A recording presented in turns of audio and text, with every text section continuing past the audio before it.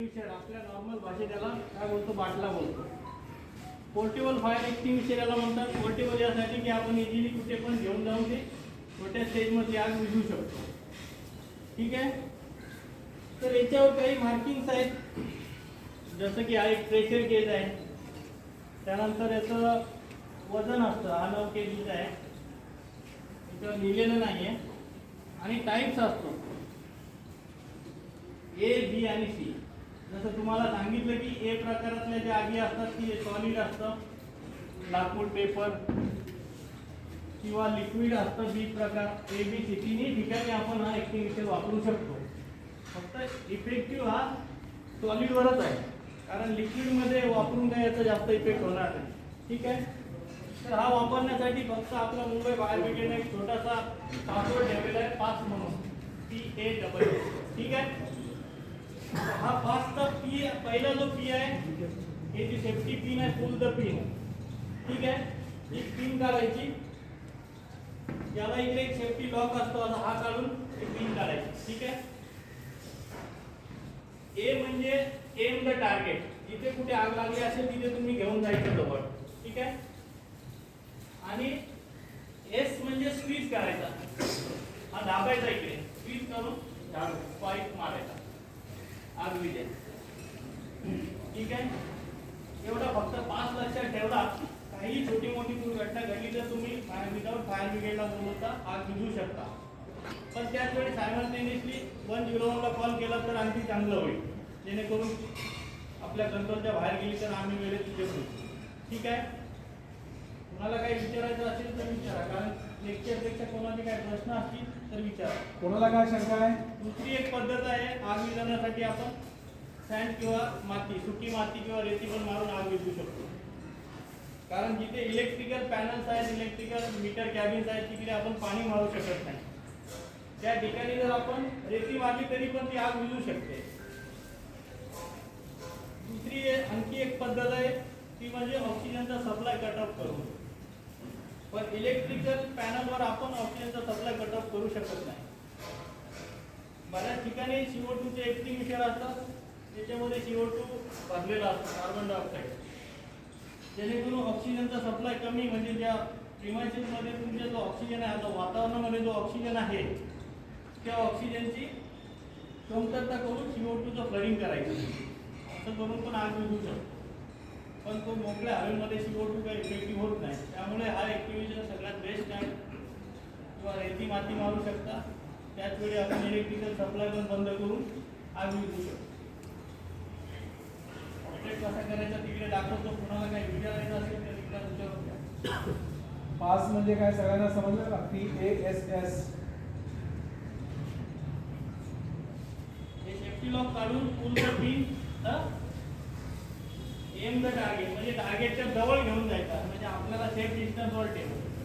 दुसरी गोष्ट एक काळजी घेण्याची अशी आहे की समजा हवा आपल्या अंगावर येत असेल तर आपण सेम डायरेक्शनमध्ये उभं राहून तिकडे आग विझवायची.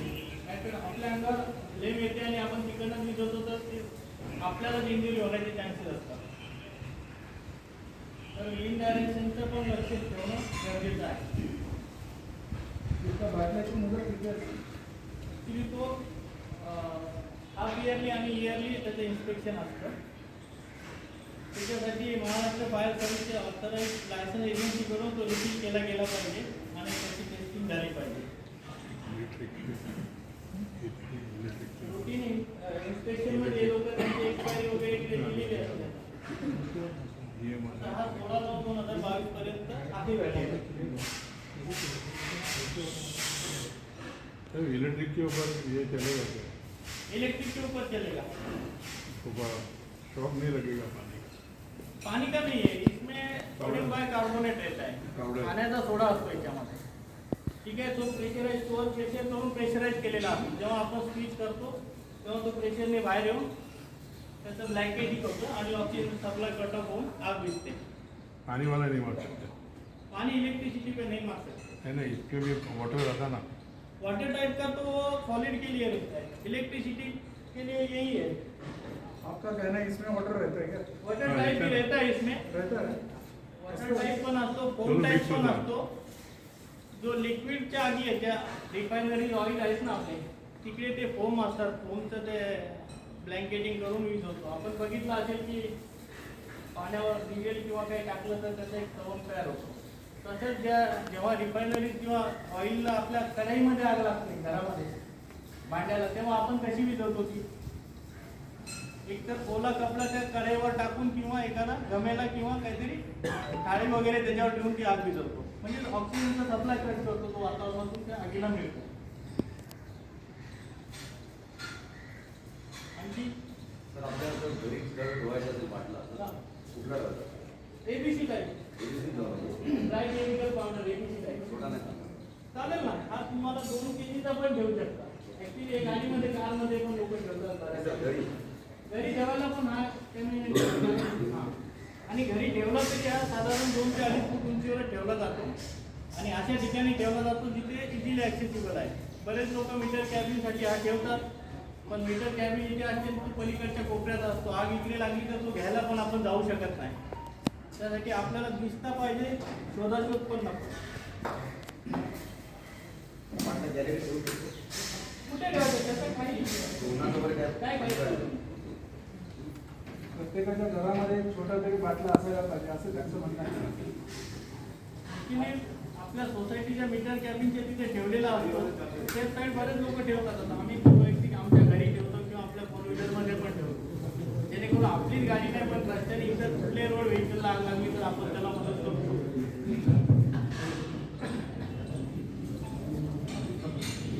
हॅलो, आणखी कोणाला काही विचारायचं असेल तर प्रश्न विचारा.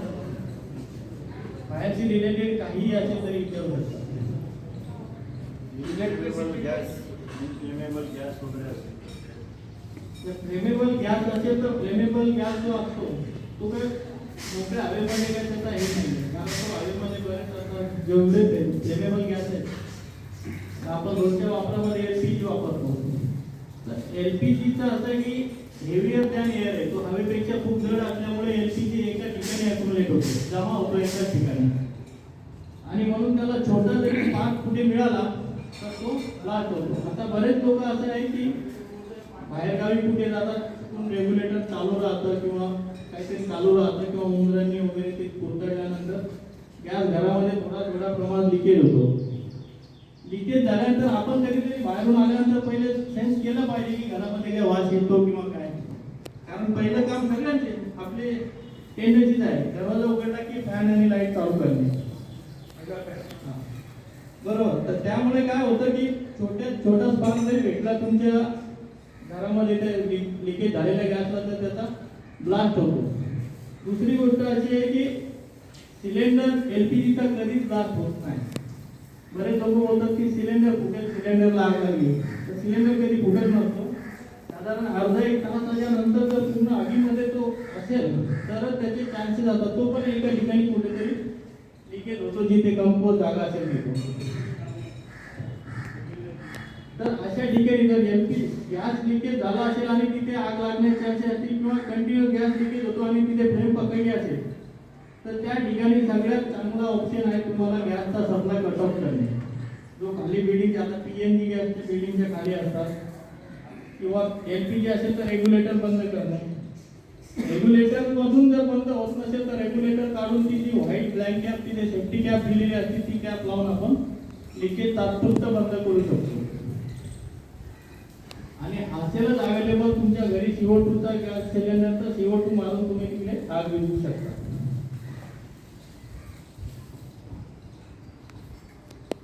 आणि घरामध्ये म्हणजे सगळीकडे एनिवे तुम्हाला सगळ्यात कन्व्हिनियंट हाच आहे ABC टाईपचा dry chemical powder, sodium bicarbonate. त्याची वेगवेगळी असतात. त्याच्यामध्ये आता हे जे प्रायव्हेट वेंडर आहेत ना त्याच्या क्वालिटीवर डिपेंड करते. 60-80% बाकी मिक्स असतं त्यांच्या बरंच काही काय. हां, ॲव्हरेज प्राईस त्याची साधारण 1600 रुपयाच्या आसपास असते.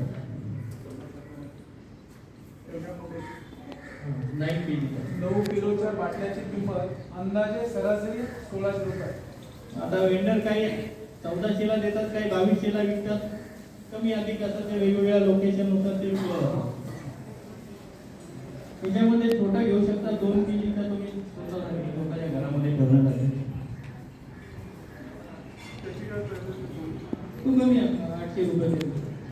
ये यूटिलाइज हो सकता है एक बार वापरा थोड़ा. हां याचा असं आता पूर्वीचे जे एक्सटिंग्विशर होते ते कार्टीज होते, त्याच्यामध्ये CO2ची कार्टीज असायची आणि त्याला प्लंजर असायचं, जे आपण प्लंजरनी प्रेस केल्यानंतर ती कार्टीज बस्ट व्हायची, फुटायची आणि ती कार्टीज फुटल्यानंतर तो जो प्रेशर आहे तो एकदाच डिस्चार्ज होऊन जायचा. आता याचं स्टोअर्ड प्रेशरमध्ये तसं नाही, तुम्ही एकदा वापरला आणखी थोड्या वेळाने असं बऱ्याच वेळा याचा वापर करू शकता. त्यामुळे आता या टाईपमध्ये एक्सटिंग्विशर आता मार्केटमध्ये आहे. म्हणजे एकदा पिन काढली की तो संपला असं नाही, तुम्ही तो अनेक वेळा वापरू शकता जोपर्यंत आपला गॅस संपत नाही तोपर्यंत. सरांनी घराचं उदाहरण दिलं होतं, सगळ्यांना समजलं का? आपण 8 दिवस घरी नाहीये, दरवाजा उघडला आपल्याला थोडा जरी स्मेल आला तर काय करणार? दरवाजे खिडक्या उघडून देणार, पहिलं लाईट लावणार, फॅन लावणार, आपल्याला दिसलं पाहिजे ना? नाही, कुठलाही इलेक्ट्रिसिटीचं बटन चालू करायचं नाही. त्यानंतर तुम्हाला ज्या ज्या खिडक्या माहिती आहेत त्या उघडून द्या, गॅसचं कनेक्शन बंद करा. त्याच्यामध्ये ॲडिशनल असं सांगू शकतो की LPG जेव्हा लिकेज होतो ना, आणि बऱ्याचदा आपण जरा न्यूजपेपरला बघतो की घर बंद असताना त्या घरामध्ये ब्लास्ट झाला आणि आपण विचार करतो की तिथे स्पार्क कुठून मिळाला, कारण इलेक्ट्रिसिटी बंद असते आपण घरी नसताना. तर प्रत्येकाच्या घरामध्ये फ्रीज आहे आणि फ्रीज किचनमध्येच असतो मोस्टली, बरोबर आहे. गॅस जेव्हा लिकेज होतो, जमा होतो, त्या फ्रीजमध्ये आपल्या एक ठराविक वेळेनंतर एक आवाज येतो, कट असा आवाज येतो, जो काय थर्मोस्टॅट असतो जो टेम्परेचर मेंटेन करतो. म्हणजे आपण जेवढं कूलिंग ठेवलेलं आहे फ्रीजिंग, तेवढं फ्रीज झालं की तो बंद होतो आणि ऑटोमॅटिकली परत चालू होतो. तो जो कट आवाज होतो तेव्हा एक मायनर स्पार्क होतो तिथे थर्मोस्टॅटमध्ये आणि तो स्पार्क मिळून तिकडे मोठा ब्लास्ट होतो आपण घरी नसताना सुद्धा. बऱ्याचदा आता आपले अधिकारी विचारतात की आता घरात कोण नव्हतं तरी ब्लास्ट झाला का, आगीचं कारण काय. तर हे असे प्रकार असतात, तर ते इन्व्हेस्टिगेशन झाल्यानंतर करतात. थोडक्यात आपण 8 दिवस घरात नसेल तर फ्रीज सुद्धा बंद करून ठेवा. बंद नाही केलं तरी चालतो सर, पण गॅस लिकेज होणार नाही. सगळ्यात महत्त्वाचं म्हणजे रेग्युलर मेंटेनन्स केलं पाहिजे तुमच्या शेगडीचं, गॅसचं, रेग्युलेटरचं, तुमच्या ट्यूबचं. ज्या ट्यूब असतात त्या पण ISI वापरल्या पाहिजे. काही छोटा जरी स्मेल आला किंवा काय वाटलं तुम्हाला, किंवा 3-6 महिन्यांनी तुम्ही ते टेक्निशियन बोलून चेक करून घेतलंच पाहिजे. आणि मी तर म्हणतो LPG पेक्षा सध्या PNG आता मार्केटमध्ये PNG सगळ्यात चांगला आहे, सेफ आहे. कारण PNG इझिली हवेमध्ये मिक्स होतो, त्यामुळे त्याचं काही जमा होण्याचं आणि ब्लास्ट होण्याचे चान्सेस नसतात. आणखी सर कोणाला काय शंका? बऱ्याचदा सुसाईड करण्याचा प्रयत्न केला जातो, अंगावर रॉकेट वगैरे टाकून जाळून घेण्याचा प्रयत्न केला. अशा वेळेला आपण ती आग विझवतो समजा, पण ती आग कशी विझवली जाते? पाणी मारतो. तर पाणी मारल्यामुळे आणखी ती आग हे होते. त्यासाठी आपण एक कपड्याने त्याला ब्लँकेटिंग करणं गरजेचं आहे. कारण ब्लँकेटिंग जर न करता आपण आग विझवली, त्याला बराच काळ तसं ठेवलं, बॉडीला इन्फेक्शन होऊन तो व्यक्ती दगावण्याचे फार चान्सेस असतात. त्यामुळे शक्यतो ब्लँकेटिंग करून पोलीस त्यांना हॉस्पिटलला पोहोचवलं जातं. माझ्यासोबत तर सांगतो आता प्रामाणिकपणे की एक किस्सा झाला होता. एका माणसाने सुसाईड केलेली आणि सुसाईड म्हणजे अंगावर जाळून घेतलं. सगळी गावदारी आमच्या फायर ब्रिगेडच्या समोर साहेब, आम्ही गेलो आणि त्याला आग विझवली. तर तिकडे असं झालं की तो नशा वगैरे करत होता. सुरुवातीला त्यांनी सांगितलं की माझ्या आईवडिलांनी मला जाळलं असं सांगून, पण आम्ही त्याला ते सेफ करून सायन हॉस्पिटलला घेऊन गेलो. पोलीस वगैरे कोण आले नव्हते. आता बरेच असतो प्रोटोकॉल असतो की तुमचा पंचनामा असतो कसं घडलं काय. पण तिथे असं झालं. आता प्रायोरिटी सर काय आहे, आम्ही एवढ्या मेहनतीने त्या लोकांना वाचवतो किंवा ॲक्सिडेंटमधून काढतो, तर त्याला हॉस्पिटलाइज करणं सगळ्यात मोठी प्रायोरिटी आहे. बऱ्याचदा होतं की आमचे सिनियर येत आहेत, थांबायला लागतं, तर त्यासाठी सर तुमची पण सहकार्याची अपेक्षा आहे की ते वेळेत आम्हाला मदत मिळावं आणि तुमचं काय हे असायचं असं आता त्वरित पहिला त्यांना फर्स्ट एड दिला जातो. तुम्ही ऍक्सिडेंट झाला तरी पंचनामा वगैरे मग ते नाही असं नाही आहे. तुम्ही ताबडतोब पहिलं हॉस्पिटलमध्ये झालं पाहिजे. ते काय कोण सिनियर वगैरे त्याची काय वाट करण्याची गरज नाही. तुम्ही जरी वायरलेसवर असताना एखादा पेशंट तुम्हाला रस्त्यावर मिळाला, पहिलं उचलून त्याला हॉस्पिटलमध्ये पोहोचवणं ही आपली सगळ्यात महत्त्वाची जबाबदारी आहे. हॉस्पिटलमध्ये गेल्यानंतर मग पुढे काय चौकशी इन्क्वायरी असेल FIR असेल ते होत जाईल. तो जो इंजॉर्ड आहे त्याला पहिलं हॉस्पिटलमध्ये पोहोचवणं आपलं महत्त्वाचं काम आहे. तर आणखी कोणाला काही विचारायचं असेल तर विचारू शकता.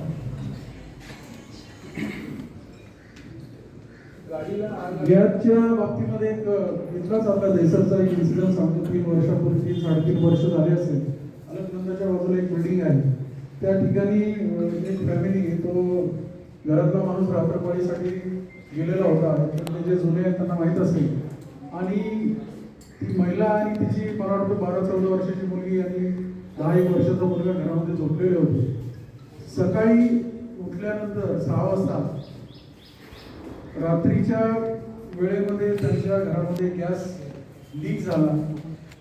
सरांनी जसं सांगितलं तो गॅस असा खालून काटत येतो वरती. आता त्यांना कदाचित ते झोपेमुळे खाट्यावर झोपलेले होते, त्याच्या लक्षात आलं नाही. ती महिला खाट्यावरून उतरली आणि सकाळी चहा बनवण्यासाठी तिने गॅस पेटवला. गॅस जसा पेटला तसा त्याला स्पार्क मिळाला आणि पूर्ण तो जो गॅस आहे तो एक्सप्लोड झाला. एक्सप्लोड झाल्यानंतर तो रस्ता दरवाजा थोडासा उघडा होता. गल्लीमध्ये तो गॅस गेला. गल्लीतले 2 माणसं इंजॉर्ड झाली. घरामधले जे 3 जण होते, ती महिला जवळजवळ 90% भाजली, मुलं 60-70% दोन्ही भाजली. आणि त्यांना बघून आपल्या डॉक्टर बाबासाहेब आंबेडकर शताब्दी रुग्णालयामध्ये ॲडमिट करण्यात आलं होतं. दुर्दैवाने त्या तिघांचा त्याच्यामुळे मृत्यू झाला. म्हणजे सरांनी जसं सांगितलं गॅस असा खालून वरती आणि ते रात्रभर झोपलेले असल्यामुळे कदाचित त्यांना सकाळी उठल्यानंतर ते गॅसचं समजलं नाही आणि चहा करायला गॅस पेटवताना त्याचा स्फोट झाला. बाहेर 1-2 जे इंज्युअर्ड झाले होते ते मायनर इंजुरी होते त्यांना, ते वाचले त्याच्यामध्ये. परंतु घराचं छप्पर वगैरे सगळं उडून गेलं होतं. त्यावेळी मला वाटतं जे असतील देशात त्यांनी ते बघितलेलं असतं. त्यामुळे जे महिला आपल्या अधिकारी कर्मचारी आहेत त्यांनी पण लक्षात घ्यावं, आपण सर्वांनी लक्षात घ्यावं की बाहेरून येताना किंवा घरामध्ये असताना गॅस लीक झालेला नाही ना आपल्या घरामध्ये, त्याची काळजी घेणं महत्त्वाचं आहे. तसंच आणखी एक विचारायचं होतं सर, ते घरामध्ये जो गॅसचा शेगडीला जी पाईपलाईन गेलेली असते ते बरेच दिवस आपण चेंज करत नाही. साधारणतः किती दिवसामध्ये चेंज करायला हवी, किंवा त्याच्यावर स्टीलचं एक कवर असतं तर त्याच्यातली फक्त रबर ट्यूब चांगली की त्याला वरून याचं कवर असलेलं चांगलं, त्याच्याबद्दल जर आपल्याला काय माहीत असेल तर सांगावं आमच्या लोकांना. ॲक्च्युली तो LPGचे टेक्निकल प्रश्न आहे. तरी पण आपण एवढी 6 मंथ तुम्ही रुटीन चेकअप केलंच पाहिजे तुमच्या शेगडीच्या ट्यूबचा आणि रेग्युलेटरचा. त्यानंतर स्वयंपाक झाल्यानंतर रेग्युलर दिवसाचा दिवसभर आपण असतो, तर रात्रीच्या वेळेला स्वयंपाक झाल्यानंतर कंपल्सरी रेग्युलेटर बंद केलं गेलंच पाहिजे गॅसचं. तर गाडीमध्ये आग लगती तो उसको कि बुझेगा. किसी भी गाड़ी में कहीं भी लगेगा, घास को लगेगा, पेपर, फाइल, फर्नीचर कहीं भी मार सकते हैं. पेट्रोल भी बुझ जाएगा. पेट्रोल गाड़ी में आग लगती है, पेट्रोल से होती जाएगा. पेट्रोल क्या है? गाड़ी का जो पेट्रोल है पेट्रोल टैंक नो इंजन में जब स्पार्क प्लग के साथ स्पार्क प्लग जॉइंट होता है पेट्रोल के, वहाँ फायर हो गया तो उससे वो इससे बुझ जाएगा क्या? इससे बुझ जाएगा ना. आत्ताच मी परवाचा तुम्हाला एक इन्सिडेंट सांगतो. माझा नाईट राऊंड होता आणि मी गोरेगाव पोलीस स्टेशनला गेलो होतो. त्या ठिकाणी 3-4-5 माणसं होती, म्हणजे चांगल्या फॅमिलीमध्ये होती. एक ड्युटी ऑफिसरच्या समोर बसलेला माणूस अतिशय घाबरलेला होता. तर त्याला विचारलं काय झालं बाबा, हे कशासाठी गर्दी ड्युटी ऑफिसरला विचारलं. तर त्याने सांगितलं माझी गाडी जळाली. तर गाडी कुठल्या कंपनीची होती काय होती ती मी डिस्क्लोज करत नाही, परंतु ते त्यांना गणपतीसाठी गावी जायचं होतं. कोकणातले लोक होते. आणि त्याची गाडी रस्त्यामध्ये चालू असताना आग लागली आणि 100% गाडी जळून गेली. म्हणजे त्याने कॉल करेपर्यंत आणि फायर ब्रिगेड त्या ठिकाणी येईपर्यंत ते पूर्ण जळून गेली होती. मी त्याला अतिशय घाबरलेला होता. मी म्हटलं बाबा तुला काय झालेलं नाही ना, त्या गाडीचा जास्त विचार करू नकोस. गाडी 1 गेली 2 गेली जळाल्यावर इन्शुरन्समध्ये घेता येईल किंवा नवीन विकत घेता येईल. परंतु असाही प्रकार होतात. म्हणजे अचानक ती गाडी त्याने घेऊन 3च वर्ष झालेली होती. माझ्याबरोबर जे आता ऑपरेटर होते नाटकाला त्यांनी पण ते बरोबर गाडी आणलेली नव्हती, ती रस्त्यामध्ये कुठेतरी जळाली असेल. परंतु तो माणूस अतिशय घाबरलेला अवस्थेत होता. तर त्याला वाचण्याचा आनंदही होता, पण ते दुःख एवढं होतं की मला आता गणपतीला गावी जायचं आणि आता काय करायचं.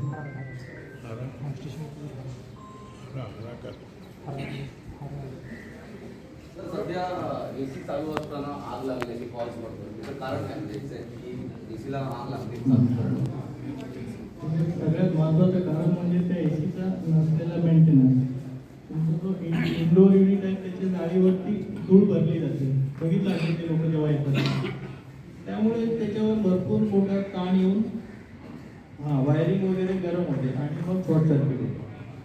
तर ते 3-4 महिन्यात हे साफ केले पाहिजे जाळे. आपण घरी पण करू शकतो तसं मेंटेनन्स. बऱ्याचदा स्विच बोर्डवर अतिरिक्त ताण दिल्यामुळे पण आगी लागतात. एक लॅपटॉप चालू आहे, मोबाईल चार्जिंग आहे किंवा इतर काही, तर अशा गोष्टी पण झाल्या नाही पाहिजे. त्या पण काळजी घेतली पाहिजे. आणखी कोणाचे काय प्रश्न नसतील तर आपण प्रॅक्टिकल बघूया. ठीक आहे, चला.